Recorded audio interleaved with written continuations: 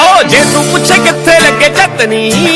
ਮਿੱਤਰਾਂ ਦਾ ਮਹਿਫਲਾਂ ਦੇ ਵਿੱਚ ਨੀ ਥਾਂ ਥਾਂ ਹੀ ਗੁੱਡੀ ਚੜੀ ਰੱਖੀਏ ਮਾਪੇ ਨਾਲ ਪੈਸਾ ਹਥਿਆਰ ਨੀ